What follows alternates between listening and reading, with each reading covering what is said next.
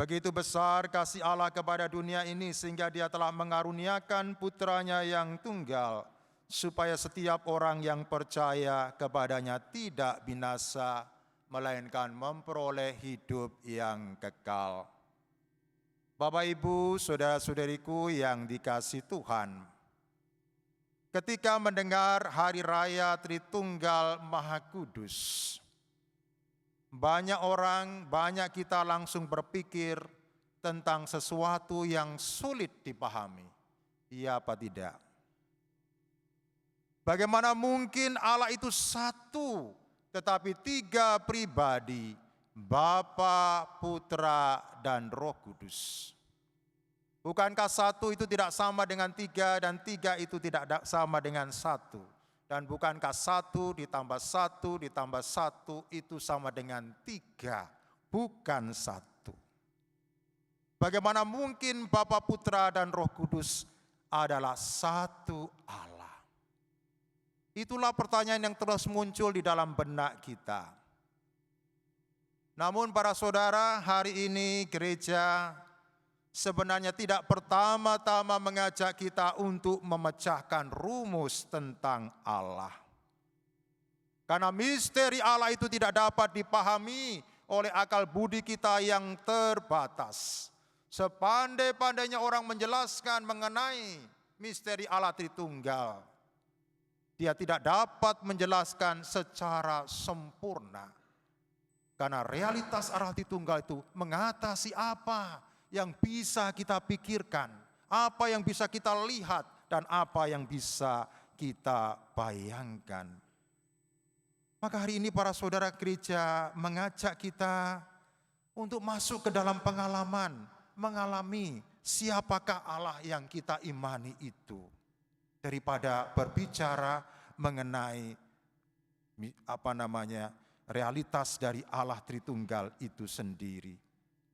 Dalam bacaan pertama para saudara kita melihat bagaimana Allah memperkenalkan diri kepada Musa. Allah menyatakan diri sebagai Allah yang penuh belas kasih, pengasih, panjang sabar, dan berlimpah kasih setia. Allah tidak memperkenalkan diri dengan kekuasaannya, aku ini hebat, aku ini kuat, aku harus kamu sembah. Tetapi memperkenalkan diri sebagai Allah yang penuh kasih, panjang sabar, dan berlimpah kasih setianya. Lalu Injil hari ini para saudara memperdalam pewahyuan itu. Yesus berkata, karena begitu besar kasih Allah akan dunia, sehingga Ia telah mengaruniakan anaknya yang tunggal. Inilah para saudara inti Hari Raya Tritunggal Maha Kudus. Allah itu adalah kasih. Begitu kasihnya Allah kepada manusia, Allah tidak ingin manusia itu binasa. Allah ingin manusia itu selamat. Karena itu Dia mengutus putranya yang tunggal untuk turun ke dunia menyelamatkan dunia. Allah adalah kasih. Bapa mengasihi dunia, untuk itu putra diutus menyelamatkan dunia. Dan Roh Kudus itu para saudara terus bekerja agar manusia dapat mengalami keselamatan itu. Jadi para saudara, Allah Tritunggal itu bukanlah Allah yang jauh, tetapi Allah yang dekat. Allah Tritunggal itu adalah Allah yang terus bergerak keluar untuk mencari manusia, untuk menyelamatkan manusia, supaya manusia itu boleh mengalami keselamatan di dalam Bapa, Putra, dan Roh Kudus. Saudara-saudariku yang terkasih, seringkali kita membayangkan Allah itu sebagai hakim yang sibuk mencari kesalahan manusia. Salah sedikit langsung dihukum, masuk neraka dan sebagainya. Tetapi Injil hari ini berkata jelas, Allah mengutus anaknya ke dalam dunia bukan untuk menghakimi dunia, melainkan untuk menyelamatkannya. Inilah kabar gembira besar bagi kita. Nah, kalau Allah Tritunggal itu adalah Allah yang hidup di dalam persekutuan kasih. Bapa mengasihi putra, putra mengasihi Bapa, sehingga Bapa tinggal dalam putra dan putra tinggal dalam Bapa, dan persekutuan cinta kasih Bapa dan putra itu adalah Roh Kudus. Maka kita para saudara yang diciptakan menurut gambar Allah juga dipanggil untuk hidup dalam kasih dan persekutuan Allah Tritunggal. Karena itu tidak mengherankan jika dalam bacaan kedua Rasul Paulus mengajak, bersukacitalah, usahakanlah dirimu sempurna, sehati, sepikir, hidup dalam damai sejahtera. Mengapa? Karena orang yang mengenal Allah Tritunggal, orang yang percaya kepada Allah Tritunggal, seharusnya menjadi pembangun persatuan. Mengusahakan persatuan, mengusahakan cinta kasih persaudaraan di dalam keluarga, di dalam komunitas, di dalam gereja, di tengah-tengah masyarakat, bukan sumber perpecahan. Kalau kita mengatakan aku percaya kepada Allah Tritunggal, aku sungguh-sungguh percaya dan menyerahkan hidup saya kepadanya. Tetapi para saudara, kita masih suka memecah belah orang, memecah belah kelompok dengan kata-kata kasar, dengan fitnahan kita, maka itu sama saja bohong ya. Karena orang yang sungguh-sungguh mengimani Allah Tritunggal, percaya kepada Allah Tritunggal, dia akan menyesuaikan hidupnya seperti Allah Tritunggal, yang hidup dalam persekutuan yang utuh, yang tak terpisahkan satu dengan yang lainnya. Bapa tidak bisa dipisahkan dengan putra, putra tidak bisa dipisahkan dari Bapa. Demikian juga Bapa, Putra, dan Roh Kudus tidak bisa dipisahkan dari Roh Kudus. Yang percaya kepada Bapa harus percaya kepada Putra. Yang percaya kepada Putra harus percaya kepada Bapa. Ikatan cinta kasih Bapa dan Putra itulah Roh Kudus. Maka kita yang percaya pada Allah Tritunggal juga harus mau menunjukkan cinta kasih, hidup cinta kasih di dalam keluarga kita, di dalam komunitas kita masing-masing. Para saudara, kadang kita mudah berkata, aku mencintai itu Tuhan, tetapi kita seringkali sulit mengampuni pasangan kita. Suami sulit mengampuni istri, istri sulit mengampuni suami. Orang tua sulit mengampuni anak-anak, anak-anak juga sulit mengampuni orang tua. Mengingat-ingat terus.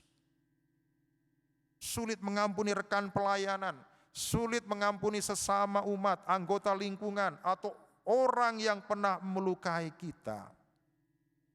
Hari ini para saudara, Allah Tritunggal mengingatkan kita.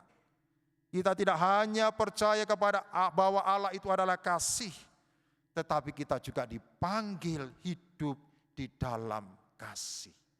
Yesus bersabda, barang siapa saling mengasihi, maka kasihku tinggal di dalam Dia.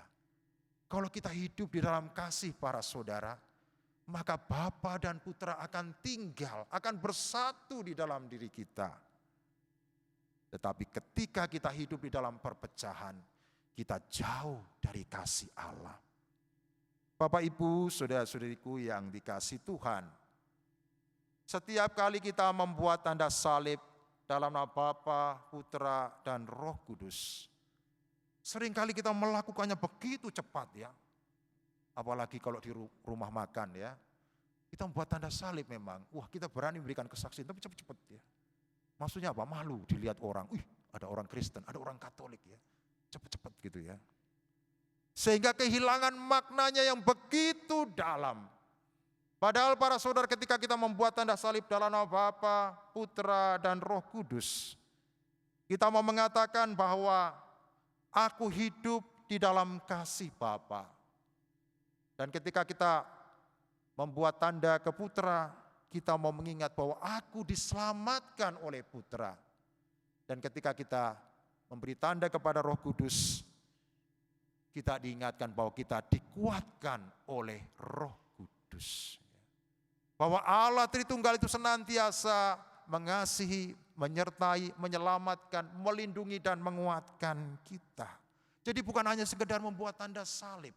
Kalau hanya sekedar membuat tanda salib para saudara, tanda salib itu tidak akan memberikan kekuatan apa-apa pada Anda. Karena Anda hanya sekedar mengucapkan. Tetapi kalau diucapkan dengan penuh penjiwaan, dengan penuh iman, dengan penuh penyerahan diri, maka kita akan merasakan kekuatan itu. Ya. Tanda salib itu bukan hanya sekedar pembukaan doa atau penutup doa. Itu adalah identitas hidup kita. Mungkin saya pernah cerita suatu kali ketika saya naik bis malam dan kemudian berhenti di suatu restoran untuk makan. Ya, di seberang saya ada seorang pemuda, ya masih muda lah. Saya pun juga masih muda saat itu. Pemuda itu sudah makan duluan daripada saya, ya, mungkin datang lebih duluan. Lalu saya membuat tanda salib biasa. Apa yang terjadi? Pemuda itu yang sebenarnya sudah makan, ketika lihat saya membuat tanda salib, dia langsung buat tanda salib. Ya. Lihat, ternyata ada temannya. Ya, apa yang kita lakukan ternyata menjadi inspirasi bagi orang lain. Ternyata ada orang Katolik. Kenapa saya harus malu?